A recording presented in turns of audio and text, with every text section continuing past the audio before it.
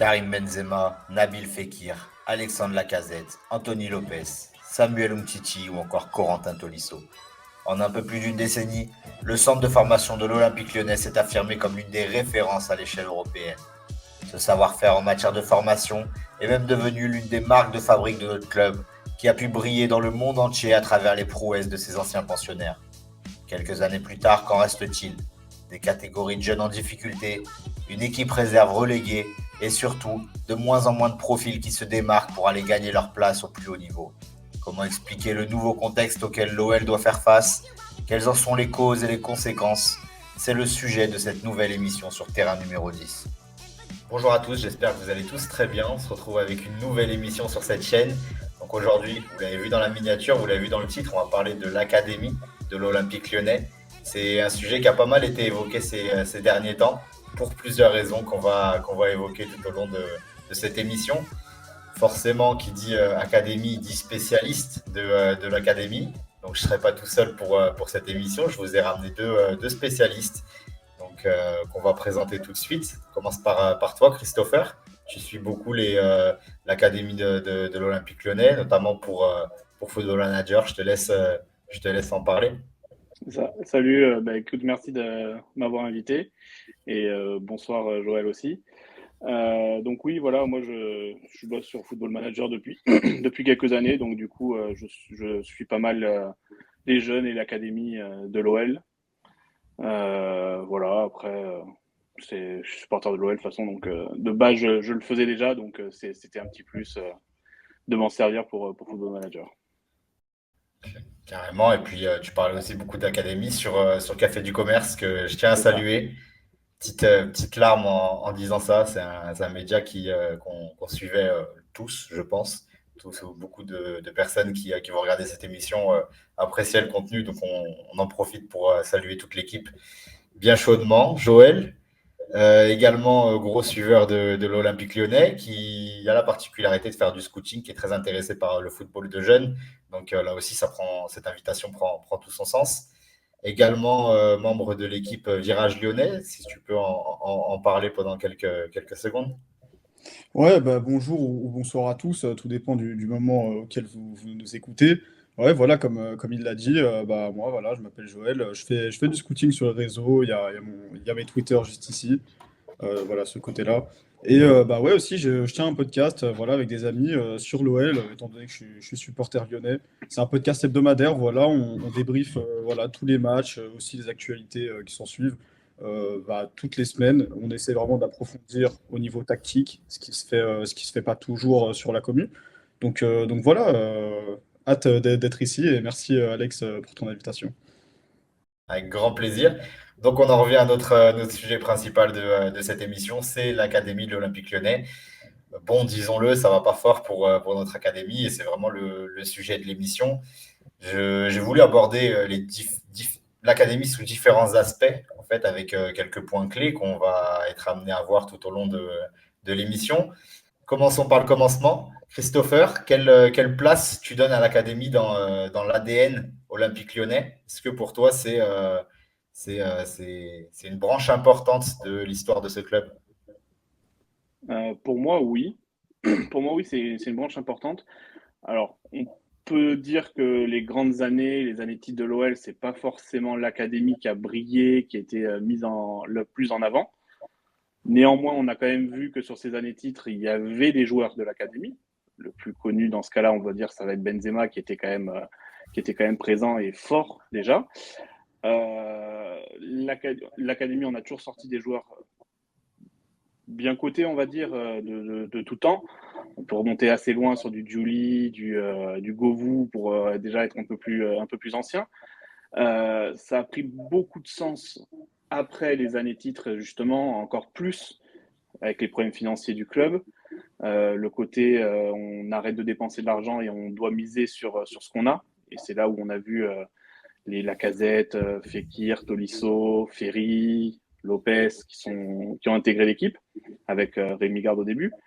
Donc oui, pour moi, c'est une part importante du club de son histoire, parce que comme j'ai dit, il y a eu des joueurs qui ont été formés avant aussi au club, qui ont été connus et qui ont été très forts. Maintenant, on les a utilisés plus récemment et on a créé, même Jean-Michel Aulas en parlait souvent, ce fameux ADN OL sur lequel il fallait revenir en faisant revenir du coup Lacazette et Tolisso là, donc récemment il y a quelques années. Donc oui, c'est quelque chose d'important pour l'histoire du club. Joël, est-ce que tu partages ce point de vue? Est-ce que pour toi, l'académie est une branche importante de l'histoire de l'Olympique Lyonnais? Ouais, bien évidemment, parce qu'on voit déjà le nombre de joueurs qui ont réussi à passer dans l'équipe première en venant de l'académie, tout simplement, et encore plus récemment. Voilà, je pense au fameux gang des Lyonnais. On sait que l'OL accorde une importance particulière à ces joueurs issus de son centre de formation, peut-être parfois un petit peu trop pour certains joueurs, mais ce n'est pas le sujet. C'est des joueurs aussi qui deviennent des tauliers du club.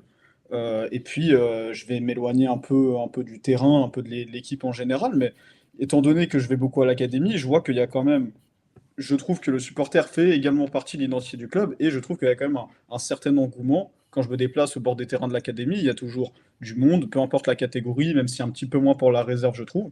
Et voilà, les supporters aussi apportent une affection particulière aux jeunes de nos centres. Donc voilà, et puis pour finir sur un autre point, c'est pour moi la politique économique d'un club fait aussi partie de son identité, et on sait que ces dernières années, voilà, la politique sportive et économique de l'OL, c'est miser sur ces jeunes pour pouvoir les revendre à un plus fort prix. Donc pour moi, ça fait aussi partie de l'identité. Donc ouais, bien sûr, l'académie fait partie de l'identité de l'Olympique Lyonnais. Ouais. Et du coup, on fait cette émission notamment pour évoquer le contexte actuel. Et c'est vrai que ce qu'on remarque à peu près tous, c'est qu'il y a de moins en moins de jeunes joueurs qui sortent de l'académie. Donc il y a eu cette génération avec les Malo Gusto, les Ryan Cherki, les Bradley Barcola, les Loukeba aussi qui étaient dans cette tranche d'âge-là. Mais c'est vrai que depuis, on a de plus en plus de mal à voir éclore des jeunes de l'académie. Joël, est-ce que pour toi, c'est ce virage qui est en train de prendre l'Olympique Lyonnais va nous éloigner de l'identité de notre club? Moi, je pense pas, parce que tout simplement, en fait, quand on connaît la politique en interne du centre de formation de l'Olympique Lyonnais, on sait que l'OL essaye de prioriser des joueurs déjà venant de sa région afin de vouloir créer une véritable identité. Ils veulent que, en fait, les jeunes qui arrivent en équipe première de l'OL, pour eux, jouer à l'OL, ça représente vraiment quelque chose de fort. Pour certains, c'est même des rêves de gosse. C'est d'ailleurs même Fabien Caballero qui le disait lui-même, hein. Il faut que entre 17 et 20 ans, le pourcentage des joueurs originaires de la région Auvergne-Rhône-Alpes s'élève à 70%.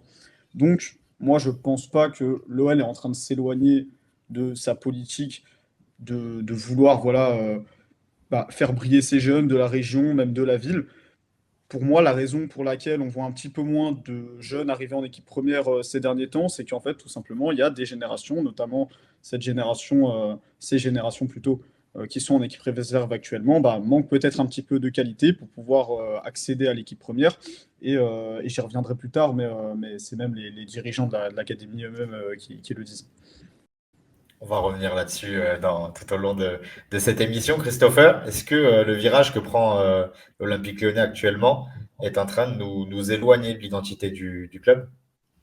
Non, je pense pas non plus, parce que tu vois, du coup, on a un entraîneur qui potentiellement les connaît et pourrait les faire jouer déjà. Donc, on est parti sur quelqu'un qui pourrait remettre en place cette identité aussi sur le terrain.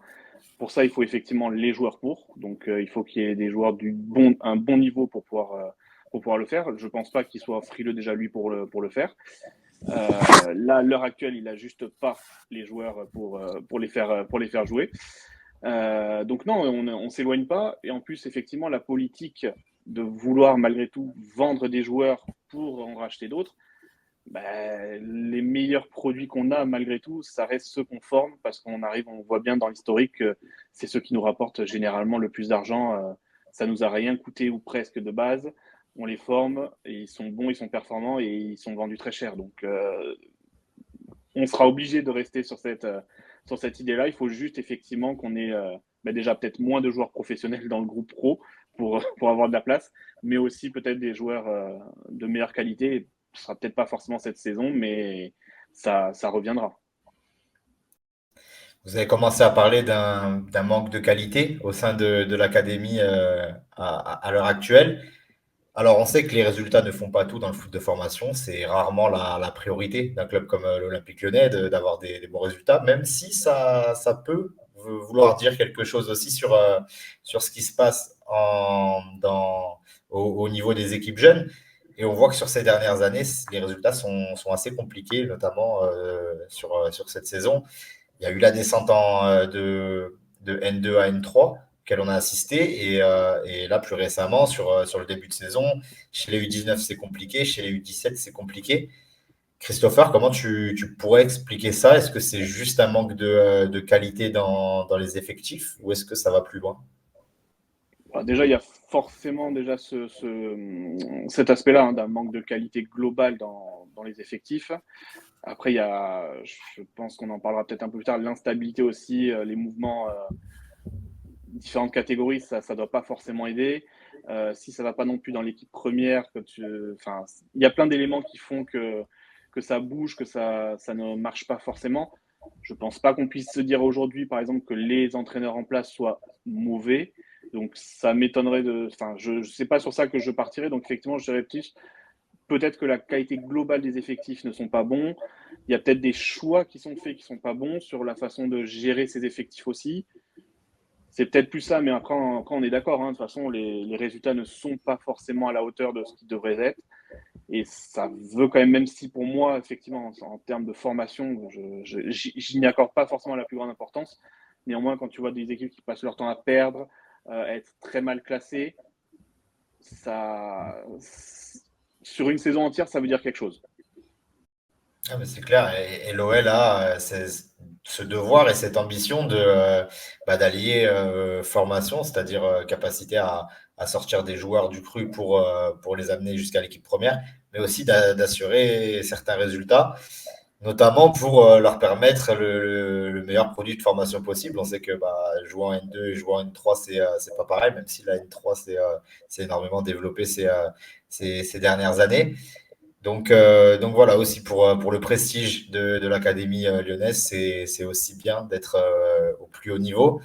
Joël, qu'est-ce que tu penses des résultats récents des équipes de l'Académie? Bah, déjà, je pense qu'on sera tous d'accord pour dire que les résultats récents ne sont pas dignes d'un club comme l'Olympique Lyonnais, qui a un centre de formation réputé en France, en Europe, dans le monde.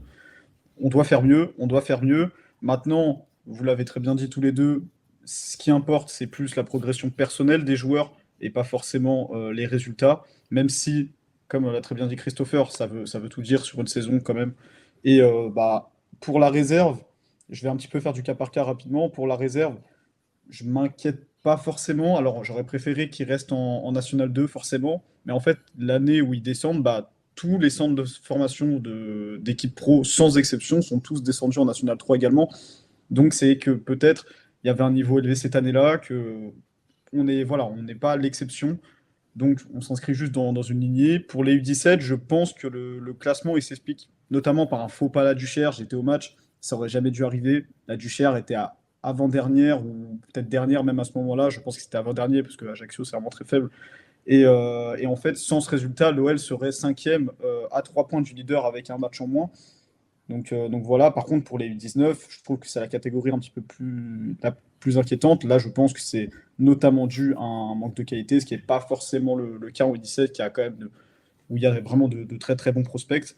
Et je trouve que par exemple, les U19 sont peut-être un petit peu victimes aussi de joueurs qui pourraient jouer avec les 19, mais qui jouent plus haut, qui jouent avec la réserve. Je pense forcément à Enzo Molébé, je sais pas, voilà, j'en cite un autre, Kylian Niaga, des mecs comme ça qui s'inscrivent bien en N3, même si on sait que c'est un petit peu une catégorie bâtarde, entre guillemets. Et voilà, je m'en fais pas forcément. Maintenant, il va falloir remonter la pente. Les U19 sont sur une bonne dynamique pour remonter la pente, donc ça fait plaisir. Tu me fais une parfaite transition pour la question suivante. Tu as commencé à parler des surclassements. Alors, je voulais faire écho à un article qui a paru récemment dans le Libéro Lyon, écrit par Kevin, qu'on connaît tous sous le nom de Benzema3469 sur Twitter. Et d'ailleurs, on le salue parce qu'il fait un travail exceptionnel, notamment sur l'académie, toujours très intéressant à suivre. J'allais dire, je vous invite à le suivre, mais je pense que beaucoup d'entre vous le suivent déjà. Mais si ce n'est pas le cas, le suivre dès maintenant. Il a fait un article justement sur la situation actuelle de l'académie et il a parlé notamment des surclassements. Il considère que, en tant que grand suiveur de l'académie, il considère que on a tendance à l'OL à surclasser un petit peu trop tôt des joueurs qui ne dominent pas leur catégorie initiale. Et par exemple, on va faire jouer un joueur qui est en U17, on va le faire jouer en U19 alors qu'il n'est pas au-dessus des U17 et qui ne serait pas au-dessus s'il restait dans sa catégorie initiale.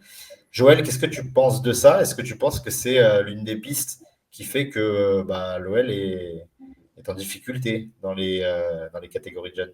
Bah ouais, complètement. Moi, je suis complètement pour qu'en fait, on surclasse ce joueur à partir du moment où il domine réellement sa catégorie. Et en fait, dans cet article, justement, il y a une comparaison très très intéressante entre la saison 2015-2016 et du coup la saison actuelle 2024-2025 pour illustrer le fait que l'OL en fait a tendance à beaucoup plus surclasser ses joueurs qu'auparavant. C'est aussi dû à des mauvaises gestions comme le fait de ne pas faire d'équipe U16, de ne pas l'inscrire en U16 R1. Donc, ce qui cause, voilà, il l'a dit dans l'article aussi, hein, je vais pas refaire l'article, ce qui cause en fait un surplus de joueurs. Des fois, on a trop de joueurs, donc on est obligé d'en surclasser certains pour libérer de la place pour les autres, parce qu'il faut que tout le monde ait du temps de jeu. Et bah, c'est pas contre lui, mais l'exemple d'un Rémi Imbert, hein, d'ailleurs, c'est cet exemple-là qui est cité, et c'est l'exemple que j'aurais pris aussi, qui évolue avec les U19, alors que c'est pas un joueur forcément impressionnant, même s'il a bien un très très beau but contre Andrézieux. Je trouve que le cas d'Enzo Molébé, c'était une prise de risque, parce que mine de rien, il revenait d'une très très grosse blessure. Il n'a pas une saison complète en U19 et on lui a fait directement passer le step d'aller jouer en N3 et même de faire la prépa avec les pros. Alors, je m'en fais pas du tout pour lui, surtout au vu de la prépa qu'il a fait avec les pros, qui est quand même satisfaisante. Je m'en fais pas du tout pour lui, même s'il n'a pas encore marqué, qu'il a joué que 2 petits matchs, je vais aller vérifier. Je pense que c'est un joueur qui s'inscrira très bien en N3, mais voilà, il faut que l'OL, je pense, prennent plus le temps avec ces joueurs avant de les surclasser. Christopher, est-ce que tu as quelque chose à rajouter sur ce sujet-là, sur le fait de surclasser un peu trop tôt, a priori, sur certains joueurs? Ah bah, de toute façon, totalement d'accord avec ce qu'a dit Kevin dans son article sur le Biro Lyon et ce que vient de dire Joël, hein, c'est exactement ça. Il y a plusieurs raisons après. Voilà, il y a des joueurs qui veulent potentiellement aussi aller trop vite. Il y a des gestions de contrats, d'autres choses qui font que certains, ben voilà, il y a certainement des choses qui font qu'ils se retrouvent dans des catégories trop vite au-dessus de leur niveau parce que ben, c'est comme ça. Et par rapport à lui, on veut lui faire signer ce contrat-là, donc il faut qu'on lui montre qu'on compte sur lui ou autre. L'exemple justement qu'a donné Joël aussi avec Enzo Molébé, ça devrait être ce genre d'exception qu'il devrait y avoir. C'est-à-dire lui, ok, on se dit que c'est le gros crack qu'on estime, donc ok, on peut faire une exception. Mais quand tu commences à avoir toute une génération qui est au-dessus de sa catégorie d'âge ou presque, ça fait beaucoup. Et donc effectivement, donc il y a ces gestions d'effectifs qui sont compliquées parce que bah, tu as trop de joueurs, il faut faire jouer certains plus haut. Là, les résultats sont un peu meilleurs sur les derniers matchs, mais aussi parce que du coup, les U19 ont aussi récupéré beaucoup de joueurs de leur catégorie. Donc il y a eu aussi un petit peu se dire, on a remis un petit peu les joueurs des catégories dans les bonnes catégories pour un petit peu aussi aider les U19 pour reprendre un peu des points aussi. Et ouais, je pense que c'est ça. On veut aller des fois soit trop vite parce qu'on a soit trop de joueurs ou qu'on a mal géré les effectifs à la base, et parce que certains ont des gestions de contrats à avoir et on en fait trop. Et on n'a pas donné le cas, mais par exemple, le petit jeune Zekovic aussi, il est de 2 ans, il me semble, de moins de sa Ouais, catégorie c'est en ça. U17. En U17, il a 2 ans de moins. Alors, j'ai vu les stats, c'est très bon, il n'y a pas de souci. Hein, mais voilà. Alors après, quand ça reste une exception, c'est toujours pareil. On se dit voilà, il y en a un, ça arrive. Il y a toujours un joueur qui peut être en avance. Un Cherki, il était aussi avant. Mais quand tu commences à avoir trop de joueurs comme ça qui sont pas de la catégorie, ben, tu n'as même plus cette base de joueurs stables justement pour tenir l'équipe. Et c'est ça qui Ouais, c'est crée ça. ces soucis de problème. Ouais. Tu fais bien de faire la nuance entre ce qui est de l'ordre de l'exception et ce qui est de l'ordre de la politique de formation. Et c'est vrai que c'est là-dessus qu'il y a une petite incompréhension par moment. Il y a des joueurs où se pose deux, trois questions sur leur légitimité à passer des paliers aussi vite. C'est aussi relatif à l'instabilité qu'il peut y avoir à la direction de cette académie. Joël, tu as commencé à en parler. Donc voilà, on l'a vu sur les derniers mois, dernières années. On a vu du François Vulliez, on a vu Pierre Sage, Fabien Caballero, Johan Louvel se succéder à la tête de l'académie. Ça fait beaucoup de monde, beaucoup de visions, beaucoup de décisions qui ne sont pas forcément linéaires et des façons de gérer qui peuvent être différentes. Joël, est-ce que c'est compliqué de réussir à obtenir quelque chose avec autant de mouvements à la tête de cette académie? Bien évidemment, parce que bah, chacun a une vision différente, chacun voilà, a ses subtilités, a sa vision du foot, tout simplement. Et je pense que non seulement ça déstabilise les joueurs avec ces changements de coach incessants, etc., euh, qui- et je pense que ça déstabilise aussi les coachs, parce que mine de rien, tu dois reprendre des automatismes de retravailler avec telle ou telle tranche d'âge. On sait que coacher des U19, coacher des U19, des U17, pardon, c'est pas exactement la même chose. On ne s'adresse pas aux joueurs de la même façon. Toi, Alex, tu dois très bien savoir, vu que tu es éducateur aussi. Et c'est pareil sur le plan tactique, sur le plan physique. En U17, on n'est pas développé pareil qu'en U19, ce qui peut expliquer certaines choses, ce qui peut expliquer certaines choses, pardon. Et ouais, les permanents changements de poste comme Amaury Barlet, qui était en 17, puis qui allait en 19, puis qui est revenu en 17. C'est pas comme ça qu'un doit fonctionner un club. Il faut instaurer une continuité. Je pense que ça peut chambouler les joueurs. Alors, si j'essaie d'être optimiste, on peut aussi se rassurer en disant que ça peut instaurer une certaine continuité pour une génération, la génération 2007, du coup, qui retrouvera Jordan Gonzalez, qui a retrouvé Jordan Gonzalez cette saison en U19. Mais c'est pas comme ça que ça doit fonctionner. Je pense que l'OL doit se stabiliser, trouver son directeur d'académie, trouver ses coachs, et voilà, que ça bouge plus. Christopher, un mot à rajouter sur cette instabilité au sein des staffs de l'académie? Ouais, au final, on regarde, il n'y a que la réserve avec Fofana qui est là depuis 4-5 ans, je dirais, facilement. Peut-être même plus, hein, mais 2019, été 2019 de mémoire. 2019, ouais, ça, donc 4 ans et elle est en cours.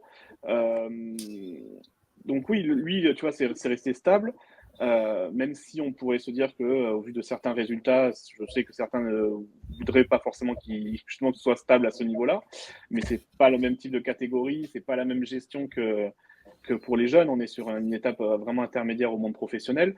Mais ouais, ça a beaucoup bougé sur les U19 et U17. Alors, sur les U17, du coup, avec Amoury Braille qui a été là très longtemps, il y a eu ce petit changement du coup quand il est passé en U19 donc l'année dernière, en adjoint à U19 l'année dernière et ensuite il a fini la saison en tant que coach principal.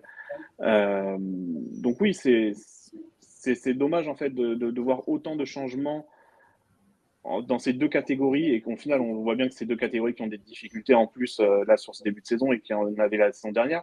Donc ça montre bien que même si c'est pas que ça la raison, ça joue forcément sur la saison, sur les effectifs, les staffs. Donc ouais, comme tu disais, on passe un directeur du centre de formation, Juliette, qui est remplacé par Pierre Sage. Pierre Sage qui devient coach de l'équipe professionnelle, donc il faut trouver quelqu'un d'autre.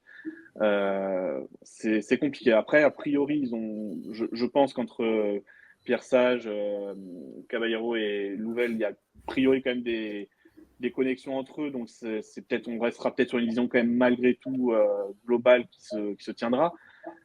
Mais ça fait du changement quand même. Donc, ça fait que, voilà, Caballero, son rôle, c'était pas d'être directeur de l'académie.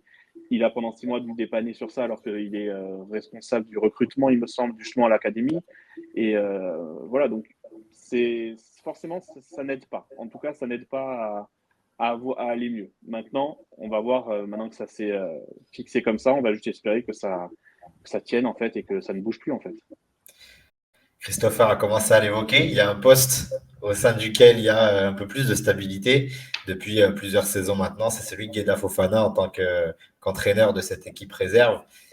Christopher, un mot sur le travail de Gueda Fofana, sur la difficulté de sa mission aussi. Qu'est-ce que tu penses globalement de son travail, tout simplement? Alors ouais, c'est ce que je dis, c'est compliqué à juger parce que, comme je dis, c'est vraiment une catégorie complexe. C'est une catégorie où les effectifs, alors encore plus avec la réserve, où ça peut changer du tout au tout parce qu'il faut envoyer des joueurs d'un côté, de l'autre. Il y a des joueurs qui vont aller s'entraîner avec les pros. Ces meilleurs joueurs potentiellement, ils vont aller avec les pros. On les a bien vus les années précédentes, hein, que ça pouvait être la Rouge des fois qui allait dans le groupe professionnel, qui jouait pas donc la semaine. Voilà, tu as toujours ce cas-là en fait où Barcola souvent aussi qu'il avait aussi avant qu'il rejoigne le groupe professionnel aussi. C'est compliqué pour un entraîneur pour l'équipe réserve. Oui, il a eu la descente en National 3. Après, comme l'a dit Joël, tous les centres de formation sont descendus de National 3 à National 2, de National 2 à National 3, pardon. Donc du coup, c'est comme ça. Après, maintenant, l'équipe, malgré tout, le jeu, comment dire ça, le jeu déployé, c'est peut-être pas le plus flamboyant, c'est peut-être pas ce que les suiveurs ont envie de voir du foot offensif ou autre. Mais ça reste quelque chose de cohérent. Il essaye de beaucoup travailler sur l'aspect mental avec les jeunes. Il fait vraiment beaucoup de travail sur ça pour les préparer, comme il dit lui-même, hein, pour les préparer justement au monde professionnel à devenir des hommes et des professionnels par la suite, pas forcément à l'Olympique Lyonnais, mais dans leur vie, par la suite. Il le disait aussi, il faut qu'il gère le temps de jeu de tout le monde. C'est-à-dire qu'il a un effectif, il doit à la fin de saison plus ou moins avoir fait jouer tout le monde pour que chacun puisse trouver un club par la suite si ça reste pas à Lyon et pouvoir donner du temps de jeu aussi aux meilleurs, mais pas faire jouer juste le même 11 parce qu'il a 11 bons joueurs et ne pas faire jouer les autres. Donc c'est quelque chose de compliqué à gérer et je pense que c'est plus simple à visualiser, encore plus compliqué, je pense, à gérer ce poste-là qu'un poste de U19 ou U17. Après, ça, c'est un avis personnel. Mais voilà, je pense que vraiment, on le juge, il se fait beaucoup juger sur uniquement les résultats et la façon dont son équipe joue. Et on regarde peut-être pas assez tous les à côté qu'il y a aussi à prendre en compte. Comme tu disais, tu es entraîneur toi aussi un petit peu. Voilà. C'est pas aussi simple que simplement se dire je mets les 11 meilleurs, j'ai 11 jeunes qui sont bons là, j'ai les meilleurs, c'est bon, on va jouer au foot. Quoi. Ah, mais c'est sûr qu'entraîneur en équipe réserve, c'est toujours une mission complexe et c'est vrai que les jugements peuvent être un peu sévères par moment. Mais voilà, après, chacun se fait son avis sur la question. Joël, est-ce que justement, ton avis sur le travail de Gueda Fofana, est-ce que selon toi, c'est la bonne personne pour ce poste? Est-ce que c'est encore la bonne personne aussi? Parce qu'il y a une question de temporalité quand ça fait plus de 4 ans que tu entraînes une même équipe. Qu'est-ce que tu penses de Gueda Fofana? Bah déjà, je sais que comme vous l'avez dit, c'est un entraîneur pardon qui fait pas forcément l'unanimité dans la Commuel. Je le vois souvent. Après, c'est l'académie, c'est un sujet qui est très peu médiatisé, donc on n'est pas forcément au courant de tout ce qui se passe à l'académie, comment ça travaille, sur quel point on insiste en priorité, etc. Et il faut pas que regarder le jeu proposé. Alors, on préférerait voir du football champagne en National 3, mais, euh, mais il est souvent critiqué sur ça, alors aussi un petit peu sur le choix des hommes. Maintenant, est-ce qu'il a vraiment la main mise sur ses compositions ou est-ce on lui impose parfois des joueurs? Il y a un statut à faire respecter. J'ai l'impression que des fois, il y a un petit peu un système hiérarchique où il faut faire jouer un petit peu les plus anciens qui sont là depuis plus longtemps. Bah, du coup, les anciens en profitent peut-être à la place de joueurs plus jeunes qui mériteraient peut-être un petit peu plus de temps de jeu. Par contre, je trouve que c'est un coach, il est beaucoup critiqué, mais je trouve que c'est un coach qui est constamment en train de parler, rectifier ses joueurs, et je trouve qu'il est intéressant sur son exigence défensive qu'il apporte à toute l'équipe, et notamment aux attaquants. Je pense par exemple, un Enzo Molebi pourrait vraiment devenir bien plus complet en s'entraînant peut-être un petit peu plus avec la réserve. Alors Pierre Sage là aussi, hein, il y a pas de souci. Mais je trouve que c'est un entraîneur qui, défensivement, a une grosse exigence et on sait que les joueurs doivent être de plus en plus complets. Donc ça peut être vraiment un bon point. Et enfin, bah, je vais terminer par quelque chose qui peut s'inscrire en fait dans vraiment cette création d'identité de groupe, de club à l'Olympique Lyonnais, bah, c'est le fait qu'en fait, Yeida Fofana, tout simplement, c'est un ancien joueur de l'OL. Et bah, ça peut donner envie aux joueurs vraiment je sais pas, de s'attacher à ce blason, de leur inculquer les valeurs de l'Olympique Lyonnais, des derbies. Voilà, il y a eu un petit épisode inside sur Wellplay. Donc ça fait aussi partie de l'apprentissage. Voilà. On va fermer la page Gueda Fofana. Je pense qu'on a fait le tour sur la question. Il y a un autre point sur lequel j'aimerais intervenir, c'est sur ce fameux recrutement post-formation. C'est quelque chose, j'ai l'impression, qui se fait de plus en plus à l'Olympique Lyonnais. On l'a vu avec les cas Salkou Bedi, Diawara, Alejandro Gomez aussi plus récemment. Ce sont des joueurs qui ont été achetés par l'Olympique Lyonnais ou du moins qui viennent de l'extérieur pour renforcer l'équipe. Est-ce que c'est un frein pour la progression des joueurs issus de l'académie ou au contraire une conséquence du manque de talent qu'on a évoqué un peu plus tôt? Christopher, comment tu vois ce facteur-là? Bah, je pense qu'il y a un peu des deux, effectivement. Le but, des fois, logiquement, ça devrait être de combler des manques. Tu recrutes des jeunes en post-formation pour combler des manques. Quand tu prends un Koumbedi, bon, un manque un peu plus immédiat. Mais ouais, le but, normalement, ça doit être ça, de combler un manque. Maintenant, je pense pas que tous les recrutements soient faits uniquement dans l'optique de combler un manque. Et après, il y a des fois peut-être des opportunités simplement que tu veux pas laisser passer et qu'il faut faire. Gomez, du coup, le nouveau anglais, vénézuélien, portugais, quelque chose comme ça. Ouais, donc voilà, c'est peut-être une grosse opportunité qu'il faut surtout pas laisser passer, même si tu as par exemple un Enzo Molébé qui est plus ou moins dans la catégorie d'âge. Tu vois, tu t'es pas, on s'est pas bloqué, on s'est dit on le fait quand même, c'est pas grave. Lui, on lui a proposé un projet a priori de pas être dans le groupe pro tout de suite, réserve d'abord et ensuite on verra. Pourtant il y a Enzo Molébé aussi, on l'a fait quand même. Les deux vont pouvoir cohabiter et jouer. Ça devrait être faisable. Donc logiquement, tu dois combler. Maintenant, je suis pas sûr que ce soit tout le temps le cas de ce type de recrutement. Et ça peut peut-être, et ça a pu déjà même peut-être bloquer des joueurs auparavant à l'académie de faire des recrutements post-formation.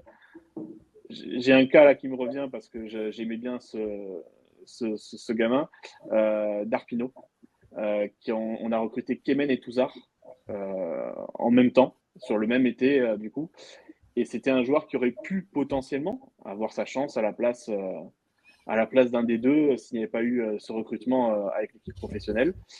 Voilà, des fois, c'est un peu compliqué de gérer l'apport de nouveaux joueurs comme ça, surtout quand ça arrive un peu en nombre aussi.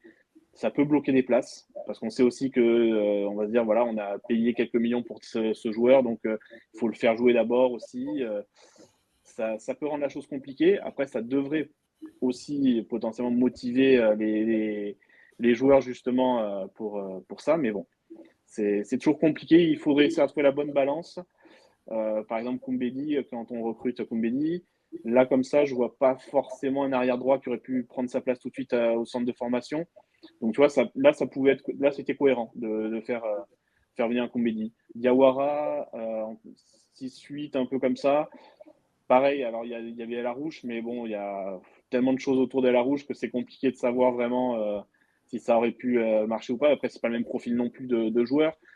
C'est un profil qu'on n'avait pas forcément d'ailleurs en termes de joueurs de sa catégorie d'âge, en tout cas à l'académie. Donc, pareil, ça ne me semblait pas incohérent de recruter un Mahamadou Diawara, excuse-moi. Donc voilà, donc il y a des fois, je trouve que c'est bien fait, il faut le dire, et d'autres fois, ben, tu sens que soit c'est une opportunité qu'il fallait pas laisser passer et on se dit on verra bien ce que ça va nous donner avec les autres joueurs de l'académie. Mais ça, c'est le plus compliqué à gérer, à mon avis. Joël, un mot sur ce recrutement post-formation qui s'est pas mal fait ces dernières années à l'Olympique Lyonnais. Ouais, bah, j'ai pas énormément de choses à ajouter, hein. Je pense qu'il a dit la majorité des choses dont il fallait parler. Mais je pense que, d'une part, il y a des opportunités que tu dois saisir, comme un Alejandro Gomez, qui est vraiment un talent réputé, hein, qui était un talent réputé en Angleterre. Je crois que les supporters de Southampton étaient tous dégoûtés qu'il parte. Voilà. Et je pense aussi bah, que, malheureusement, comme je l'avais un petit peu dit avant, c'est la Nationale 3, la réserve, c'est peut-être des générations qui sont pas forcément les plus talentueuses, pardon. C'est d'ailleurs Joël Louvel qui disait lui-même qu'il voyait ces générations comme bah, une catégorie un petit peu moyenne. Il l'avait dit dans une interview. Après, faut savoir aussi jouer avec la concurrence pour les joueurs qui sont déjà là. Ça fait aussi partie de la formation. Voilà, c'est quelque chose auquel ils seront exposés quand ils seront professionnels, s'ils y arrivent. Bah, voilà, tu es en place dans un club, il y a un changement d'entraîneur, donc du coup, peut-être que ton profil correspond plus à cet entraîneur, du coup, il fait venir quelqu'un d'autre à ta place. Voilà, c'est des situations qui peuvent aussi arriver. Faut essayer un petit peu voir le positif. Je suis un petit peu positif ce soir. Mais voilà, je pense que, comme Christopher l'a dit, c'est un petit peu des deux. Le positif, on en vient, j'ai envie de parler un peu de positif moi aussi. Joël, si je devais te demander les trois joueurs à suivre de l'académie de l'Olympique Lyonnais à l'heure actuelle, quel nom viendrait en premier? Bah, je vais dire Bojan Zekovic, parce que oui, il est surclassé de 2 ans, mais je trouve qu'il se débrouille quand même très très bien avec les U17. Alors, j'ai peut-être un petit peu des doutes sur la mentalité quand je le vois. Je connais pas personnellement le bonhomme, mais voilà, je trouve qu'il y a des signes qui sont parfois un petit peu, pas inquiétants, mais on sent qu'il est peut-être un petit peu dissipé, par exemple aux échauffements, etc. Après, il a 2 ans de moins que les autres, il faut aussi remettre ça dans un contexte. Dans la même catégorie, je vais citer Adil Hamdani. Pour moi, c'est le meilleur joueur de la catégorie. Vraiment sur son côté à chaque match, c'est quand même la régalade. Franchement, ça me fait plaisir de le voir jouer chaque week-end. Et je vais pas dire Enzo Molefe, je vais faire le mec un peu original. Je vais dire Jérémy Mounces en réserve, qui d'ailleurs qui avait été appelé avec l'équipe première. Je crois qu'il avait été retiré de la feuille de match au dernier moment, malheureusement. Il n'y avait pas eu son nom qui était passé au Groupama. Mais voilà, moi, c'est les trois joueurs sur lesquels je miserais pour une prochaine arrivée en équipe première à l'OL. Et Molébé, bien sûr, aussi. Bon, bah, très bien, en plus on n'a pas que des offensifs, ça change un peu. Christopher, je sais pas ce que t'as prévu. Alors, Peut-être ça va, que trois avant. on n'a pas la même liste, déjà, c'est bien, du coup, parce que Oh, bon, bah, je suis c'est pas, déjà une bonne chose.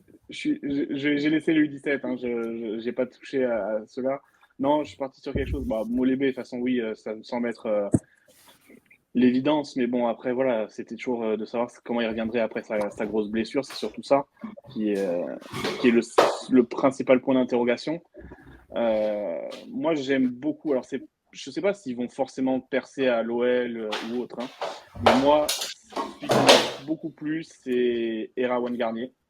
J'ai vu que Joël était pas satisfait de son début de saison. Je suis totalement d'accord avec lui d'ailleurs. Faut dire les choses comme elles sont.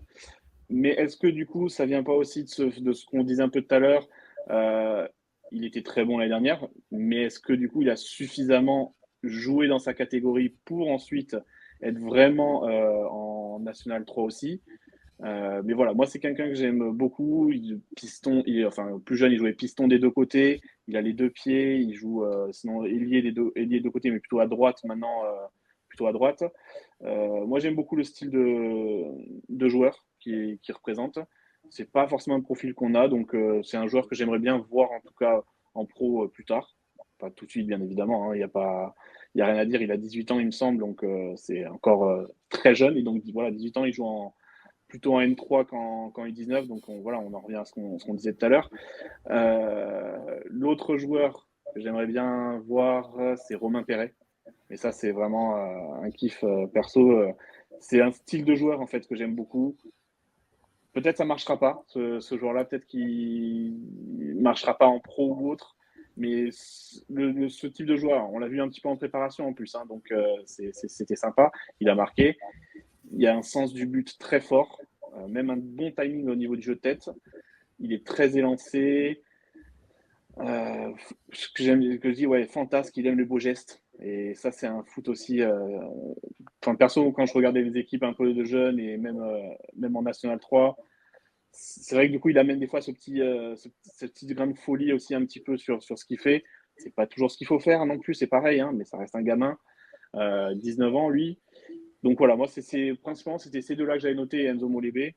Après, oui, les trois noms que je l'ai donné, aucun doute non plus sur le peu que j'ai vu là, des U17 déjà rien que cette saison. C'est, ça devrait marcher dans les années à venir.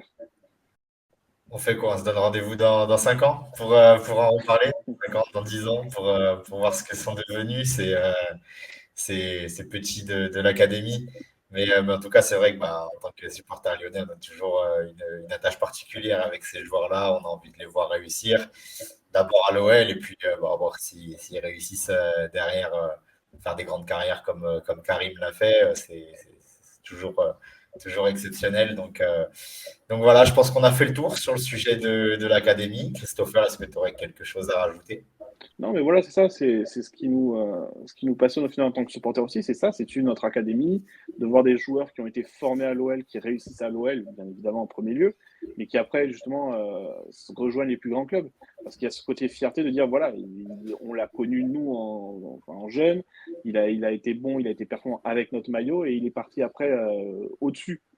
Voilà, donc il y a quand même cette fierté aussi de voir ces joueurs, et c'est pour ça qu'on en parlait tout à l'heure, de dire que c'est fait partie de l'histoire, de l'ADN du club, c'est de se dire, voilà, il y a cette fierté aussi du supporter de dire, voilà, ce joueur, il vient de chez nous. Quand Benzema gagne son ballon d'or, enfin, la première chose qu'on dit aussi, c'est un Lyonnais. Enfin, c'est voilà, c'est Lyon limite qui a gagné le ballon d'or, quoi. Donc, il y a cette fierté vraiment de se dire, c'est ces joueurs qui viennent de chez nous, qui réussissent ailleurs, on en est toujours fiers, en fait, s'ils réussissent. Le fameux ballon d'or du peuple. C'est ça. Joël, quelque chose à rajouter au sujet Franchement, de l'académie? j'aurais dit la même chose que lui. Vraiment, on est toujours fier qu'un joueur passé par l'OL réussisse. L'exemple de Benzema, bah forcément, c'est le plus criant. Voilà, c'est dans la tête du club. On aime les joueurs formés, on aime ça. On espère aussi peut-être les voir en équipe de France. S'il y a un match au Groupama, bah voilà, tout le stade se lèvera. À part si Didier Deschamps est encore en poste pour pas sélectionner les Lyonnais.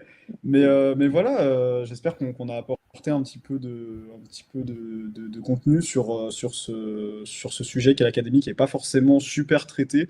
Je pense que c'est aussi pour protéger les joueurs, etc.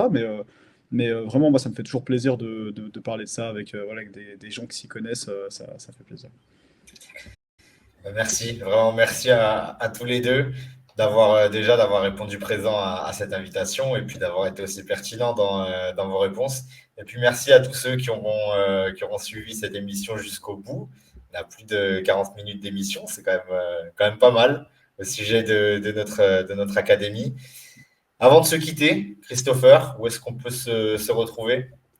Bah, moi, du coup, juste sur mon compte Twitter, hein, COAK, du coup, pour quelques messages sur l'académie et sur Football Manager, globalement. Parfait, parfait. J'espère que dans la prochaine version de Football Manager, qui est d'ailleurs retardée de plusieurs mois, j'espère qu'il y aura des bonnes notes pour nos petits Lyonnais. Joël, où est-ce qu'on peut te retrouver? N'hésite pas à Bah, faire un peu de promo. ouais, bah, C'est c'est ton c'est moment. sympa de ta part. Et bah, pareil, hein, sur Twitter, voilà, tout est là. Joël Bernardet, c'est plus mon compte OL. Je traite beaucoup de l'académie. Il faudrait que je retweete un petit peu plus en ce moment. Et voilà mon compte de scouting ici. Voilà, si vous voulez découvrir des jeunes cracks. Je traite notamment le marché portugais et japonais. C'est des footballs que j'aime beaucoup. Mais forcément, on traite aussi le football de jeunes en France, ce qui est toujours important à suivre. Merci à tous les deux encore une fois et merci à vous tous. Vous êtes de plus en plus à suivre la chaîne. Je vous invite à vous abonner, à commenter pour nous donner vos avis sur ce qui a été dit durant toute cette émission, à partager l'émission si ça vous a plu. Et je vous dis à bientôt pour d'autres émissions. Ciao!